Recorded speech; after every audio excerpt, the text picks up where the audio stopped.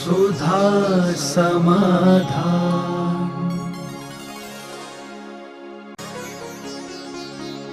नमोस्तु गुरुदेव। क्या कुब्जक संस्थान वाले मुनि को केवल्य ज्ञान होने के बाद भी उनका संस्थान कुब्जक ही रहेगा या बदल जाता है? हुंडक संस्थान का उदय 14वें गुण स्थान तक कहा है।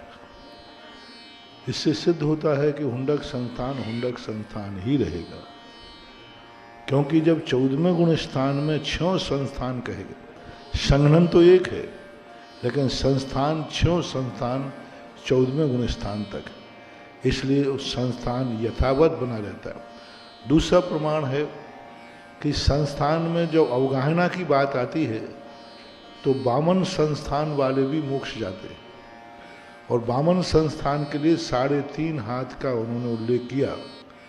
तो वामन संस्थान में सिद्ध परमेष्टि का आकार जब बताया तो इससे सिद्ध होता है कि उनका संस्थान यथावत बना रहता है।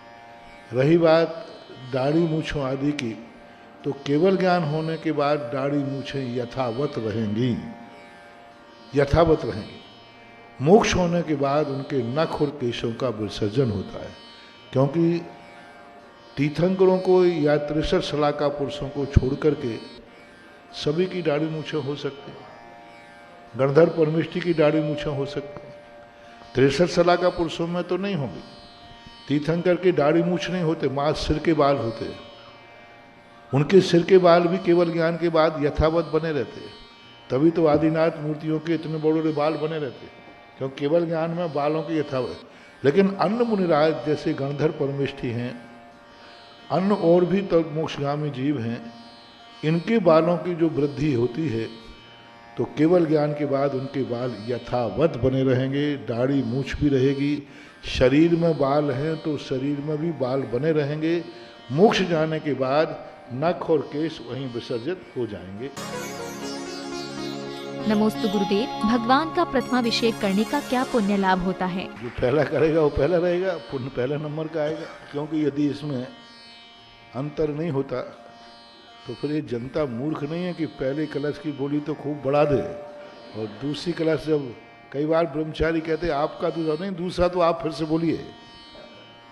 हाँ, दोनों एक तरफ एक साथ करते हैं तो बहुत जितने वर्षों से, जितने अंतराल के बाद मूर्ति का अभिषेक, महावस्त्र का अभिषेक होता है, उस सबकी संग्रहित एनर्जी, जैसे गोमटेश बाहुबली को 11 साल तक कितने लोगों ने नमोस्तु किया, कितनी जाप हुई, कितनी पूजाएं हुई, उन कारण से जो मूर्ति की एनर्जी डेवलप हुई है, वो उस एनर्जी का लाभ सबसे पहले उसको मिलता है जो प्रथम कलश ढालता है।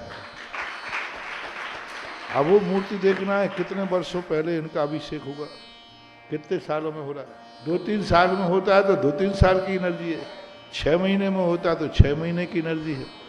तो प्रथम कलश जब ढलता है उस समय 2 रूपों में एनर्जी बढ़ती है, एक तो मूर्ति की, दूसरा प्रथम कलश की धारा देखने के लिए सबकी आंखें उस पर टिकी रहती है। दूसरी धारा देखने में उतनी विशुद्धि नहीं होती। पहली धारा जो छूटती है उसके बाद गोमटेश बाहुबली का पहला कलश देखने के लिए सारी दुनिया आंखें लगाए रहती है, उसके बाद फिर दिन भर चलता रहता है।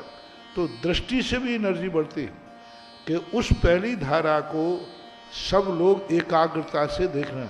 अपन देखते भगवान का पहला अभिषेक होता है तब सब एक साथ बैठे रहते और फिर अभिषेक चलता रहा, धीरे धीरे खिसकते जाते। तो दृष्टि से भी एनर्जी बढ़ती है, और मूर्ति में जितने नमस्कार पूजा पर जितने दिनों में हुए हैं उनका फर्क पड़ता है, तो प्रभाव तो होता ही है। नमोस्तु गुरुदेव। नारियल को श्रीफल क्यों कहा जाता है? नारियल अपने आप में सब फलों में अपने अनेक गुण रखता है। सबसे बड़ी चीज वो, जैसे सारे पशुओं में गाय श्रेष्ठ है, सारी स्त्रियों में माता श्रेष्ठ है, क्योंकि वो अपने खाए हुए भोजन में से एक ऐसे तत्व को अलग इकट्ठा करता है जो दूसरे के काम आता है, दूसरे को जीवन देता है। श्रीफल में जो पानी का संग्रह होता है वो अन्न फल अपने रस को अपने में समाहित रखते हैं, जितने फल होते हैं अपने रस को अपने रोम रोम में, अपने अंगों में समाहित होकर रखते हैं। नारियल अपने रस को कहीं समाहित होकर नहीं रखता, वो एक संग्रह करके अलग कर देता है, और उसके साथ में जब उसका पानी भरा हुआ रहता है तो अपने आप में वो कलश की आकृति बन जाती है। नारियल का आकार भी कलश की आकृति बना देता है। यदि कहीं मंगल कलश न मिले तो पानी वाले नारियल को स्थापित कर देना, इससे अच्छा मंगल कलश नहीं। सीधा नारियल को स्वस्तिक बना करके स्थापित करते, क्योंकि जल से भरा हुआ रहता है। और भी उनके कई कारण होते हैं। उसकी आकृति जो रहती है बिल्कुल जैसी अपनी अंजलि रहती है, शिखर का आकार रहता है, मुकुट का आकार रहता है, वैसे उसकी आकृति है। इसलिए अनेक कारणों से श्रीफल को शुभ की अपेक्षा से उसको श्रीफल यानी श्रेष्ठ फल ऐसा माना, मांगलिक फल ऐसा माना। नमोस्तु गुरुदेव, उपवास करने से ज्यादा कर्मों की निर्जरा होती है या ध्यान करने से? सबसे ज्यादा कर्मों की निर्जरा तो ध्यान में होती है। ध्यान संपूर्ण कर्मों की निर्जरा करने की ताकत रखता है।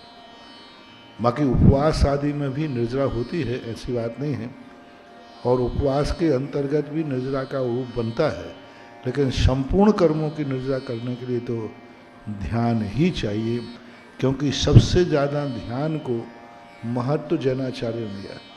पूज्यवर नेमीचंद महाराज ने तो द्रव्य संग्रह में ध्यान की इतनी महिमा गाती कि उन्होंने कहा कि तुम ध्यान में हो। 2 प्रकार के चारित्र का वर्णन किया उन्होंने। एक व्यवहार चारित्र, अस्वहादो गुणवित्ति सोहे पवित्ति जान चारित्रम वध समधिगुत्ति रूपम व्यवहार नयादु जिन भणियम।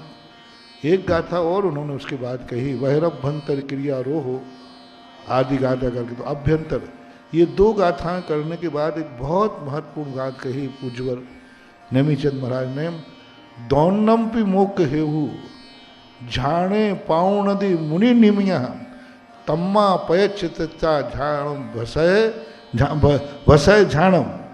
दौन्नम्पि मोक्ष हेहु यानी दोनों ये जो मोक्ष के हेतु हैं चारित्र, बाह्य और अभ्यंतर। झाणे पाउणदि मुनि निमा, ध्यान में बैठते मुनि दोनों प्रकार के चारित्र को नियम से प्राप्त हो जाता है। झाणे पाउणदि मुनि तम्मा पयचिता जूयम झाणम समभस है। इसलिए तुम प्रयत्नचित्त होकर, क्या बात कही उन्होंने, प्रयत्नचित्ता, प्रयत्नचित्त होकर के तुम ध्यान का अभ्यास करो। यानी उन्होंने चारित्र कहा कि तुम ध्यान का अभ्यास करो। ध्यान में बैठने से दोनों प्रकार के चारित्र समाहित हो जाते हैं, इसलिए ध्यान की महिमा तो है ही। नमोस्तु गुरुदेव, क्या भगवान की भक्ति करने से सुंदर रूप प्राप्त होता है? भक्ति के अनेक रूप हैं। भक्ति का अर्थ होता है गुणशुभ प्रमोदम। किसी गुणवान को देख करके हम प्रमोद भाव करते हैं, उसके प्रशंसा भाव करते हैं, तो वह सुंदर रूप का कारण बनता है। भक्ति से ही सुंदर रूप मिलता है ऐसा नहीं है, लेकिन भक्ति से सुंदर रूप मिलता है ये निश्चित है। जैसे सम्यक दर्शन से ही नरक आदि गतियों से बचा जाता है, ऐसा कोई नियम नहीं है, लेकिन सम्यक दृष्टि नरक नहीं जाएगा ये पक्का नियम है। तो भक्ति से सुंदर रूप नियम से मिलता है, लेकिन सुंदर रूप भक्ति से ही मिलता हो ऐसा कोई नियम नहीं है। सुंदर रूप का कारण यही है कि वह व्यक्ति दूसरों के गुणों की प्रशंसा करता है, दूसरों को अच्छा कहता है, दूसरों के यश फैलाता है, तो उसे बाह्य और अभ्यंतर दोनों प्रकार का सौंदर्य मिलता है। नमोस्तु गुरुदेव, कभी कभी हम दूसरों का अच्छा करने की कोशिश करते हैं, लेकिन उसे वह बुरा लगता है, तो गुरुदेव ऐसा क्या करे कि हम जो कर रहे हैं सामने वाला भी उस चीज को उसी प्रकार देखे? बाद में अच्छा क्या करते हैं, जूता मार के दुसाले से पहुंचना। अब हम कह रहे हैं कि साहब हम तो दुसाले से पहुंच रहे हैं। अरे पहले क्या किया तुमने? पहले तो उसको जूता मार दिया, अब दुसाले से। जब हम अच्छा करते हैं उसके पहले हम इतना बुरा कर चुकते हैं कि वो अच्छा करना भी सबको बुरा नज़र आता है। तो हमारा किए हुए पहले हम जेल में बैठ करके कितनी अच्छा कहें, लेकिन दुनिया उसको अपराधी ही कहेगी कि नहीं। जेल में बैठकर माला फेर रहा है, जेल में बैठ करके जाप कर, कोई पाप नहीं कर रहा है, लेकिन फिर भी सारी दुनिया उस जेली को क्या कहेगी? अपराधी ही कहती। तो हम आज अच्छा कर रहे हैं, लेकिन कल हमने इतना बुरा किया है कि उस बुराई के सामने अच्छाई की कोई गिनती नहीं होती। कई बार ऐसा दुर्गुण व्यक्ति कर लेता है, उसके बाद वो 1000 गुण करे तो भी वह दुर्गुण तो दुर्गुण ही होते हैं। एक व्यक्ति थे, वो जूता वाले कहलाते थे। उनने 3 पीढ़ी से जूते छोड़ दिए। उन्होंने मेरे से कहा, महाराज जी आप जो विधान का वो कर लो, शिखर जी का शिखर जी वहाँ जितने करोड़ का दान, बस मेरे साथ वो जूता वाले लगाए, ये नहीं छोड़ रहा है। तो मैंने कहा आप कुछ भी करो, आप यदि छोड़ भी दोगे तो यही लगेंगे आज नियम किसने लिया है, आज महाराज के हार किसके हुए हैं।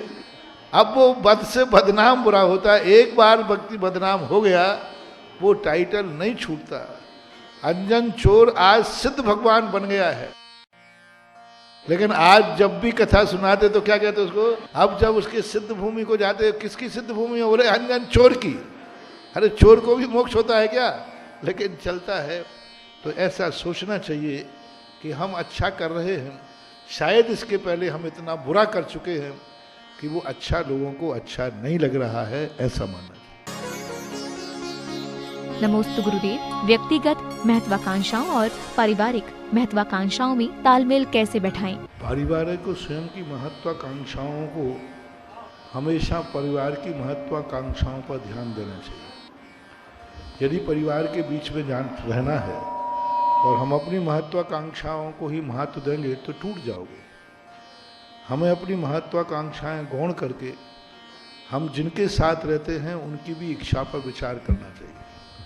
हम जितना दुनिया से चाहते हैं, दुनिया हमसे भी कुछ चाहती है। हम परिवार से अच्छा सलूक चाहते हैं तो परिवार भी हमसे अच्छा सलूक करना चाहता है। किसी भी वस्तु के साथ हो, हम जैसा चाहते हैं सोचना चाहिए सामने वाला हमसे भी वैसा ही चाहता है। अक्सर कर व्यक्ति का क्या होता है, हम सही हैं। एक छोटा सा उदाहरण देते हैं। एक बच्चे ने चाय पी करके प्याला रास्ते में रख दिया, माँ वहाँ से निकली, प्याला फूट गया। माँ ने बच्चे को 2 झापड़ लगाए। बोले तुझे इतना विवेक नहीं, प्याला कहाँ रखना चाहिए, इतना विवेक नहीं। बच्चे ने 2 झापड़ खा लिए। उसने कहा गलती हो गई, मैंने रख दिया, माँ को चोट भी लग गई, प्याला भी टूट गया। दूसरे दिन क्या हुआ, दूसरे दिन क्या हुआ, माँ ने चाय पी के प्याला वहीं रखा और बच्चा दौड़ता आया, प्याला टूट गया। तो माँ कहती है अंधा तुझे दिखता नहीं है, और 2 झापड़ लगाए। अब बोलो दोनों में कौन पिटा? कल माँ ने रखा था, कल बेटे ने रखा था, तब भी बेटा पिटा कि तुझे ये विवेक नहीं कहाँ रखना चाहिए। आज माँ ने रखा तो भी कौन पिटा? बस ये अन्याय है। कल बेटे ने वहाँ रखा था तो बेटा पिटा था, आज माँ ने वहाँ रखी तो अपने हाथ से 2 थप्पड़ गाल पे मारना चाहिए कि जो गलती तुम्हारी थी। लेकिन व्यक्ति कहता है नहीं, मेरी गलती तो है ही नहीं। यहीं से परिवार टूटते हैं। नमोस्तु गुरुदेव। आज व्यक्ति महकने के बजाय जलता क्यों है? अब जो जलने का काम कर रहा है, कहीं ऐसा तो नहीं है कि उस जलन में मैं भी जल रहा हूँ। दूसरा जलता हुआ उसी को दिखता है जो स्वयं भी कहीं ना कहीं जलता है। यदि हम अपने आप को ये सोच ले कि कोई व्यक्ति हमसे जल नहीं रहा है, वो हमारे गुणों से प्रभावित हो रहा है। कोई व्यक्ति जल रहा है तो ये मानो कि तुम में कोई अच्छाई है, तुमने कुछ अच्छा किया है, तब वो जल रहा है। तो तुम्हें तो खुशी होना चाहिए कि जिस व्यक्ति से जितने जलने वाले लोग होंगे, समझ लेना वह व्यक्ति उतना ही महान है, ऐसा मानना चाहिए। क्योंकि कोई गंदे व्यक्ति से कोई नहीं जलता, व्यक्ति अच्छे ही व्यक्ति से जलते। धनवान है तो गरीब जलेगा, तो मानना चाहिए कि मैं धनवान हूँ क्योंकि गरीब जल रहा है। हम में कोई गुण होगा तभी कोई जलेगा, तो मानना चाहिए कि मैं गुणवान हूँ तभी लोग जल रहे हैं। बाकी दुनिया को जलने से अपन कौन रोक सकता है, क्योंकि ईर्ष्या आदि भाव पनपते रहते हैं। हमें अपना सुधारना चाहिए। नमोस्तु गुरुदेव। जैन धर्म के संरक्षण एवं संवर्धन के लिए जैन समाज के लोगों को क्या करना चाहिए? जैन धर्म का सबसे बड़ा ह्रास होने का कारण है क्योंकि जैन दर्शन वैचारिक दर्शन नहीं है। जैन दर्शन आचार प्रधान दर्शन है। वो दर्शन विश्व में स्थान पाए जो वैचारिक है, जिनमें आचार की कोई संहिता नहीं है, आचार का कोई स्थान नहीं है, आचार के संबंध में कोई चर्चा नहीं है, महत विचारों से संबंध रखता है। लेकिन जैन दर्शन वैचारिक बाद में है, पहले आचार परक है। आचार संहिता के कारण, और जहाँ आचार संहिता बीच में आती है वहाँ धीरे धीरे जब भौतिक युग बढ़ता है तो आचार संहिता वाले दर्शन गौण होते जाते हैं। एक कारण। दूसरा कारण, जो जैन धर्मावलंबी हैं वो सबसे ज़्यादा अपने अंदर फैली हुई कुरीतियों को समाप्त न करके सबसे ज़्यादा जैनी जैन धर्म के नियमों का उल्लंघन करता है। वो अपने जैन जाति जैन धर्म के जो नियम हैं उनको गर्वपूर्ण से पालन नहीं करता। तीसरा कारण है जैनियों के कम होने का, अभी जो तेजी से कम हुआ है, परिवार नियोजन। क्योंकि संसार की सभी जातियों में सबसे ज़्यादा 100% परिवार नियोजन जैनियों ने कराया, क्योंकि जैनी एक पढ़ी लिखी समाज है। पढ़ी लिखी समाज होने से वो इस पर विचार नहीं कर पाए कि इसका हश्र क्या होगा। आज शाकाहारी कौमें कम होती जा रही हैं, मांसाहारी कौमें बढ़ रही हैं, क्योंकि शाकाहारी कौम में परिवार नियोजन का उपदेश है, मतलब कानून है। भारत देश में भी यही हो रहा है। जो ओरिजिनल भारतीय हैं उनके लिए परिवार नियोजन है, 2 बच्चों से ज़्यादा करोगे नौकरी नहीं मिलेगी, चुनाव में खड़े नहीं हो सकते। लेकिन जो भारतीय संस्कृति के खिलाफ है उनके लिए ऐसा कोई कानून नहीं है। तो कुछ ऐसी चीज़ें बन गई हैं जैन दर्शन में, और ये काल दोष के कारण से जितने आचार परक दर्शन हैं वे इस काल दोष में धीरे धीरे ह्रास को प्राप्त होंगे। जो मात वैचारिक हैं वो वैचारिक दर्शन पनप रहे हैं, पनपते हैं, ऐसा। सुधा समाधान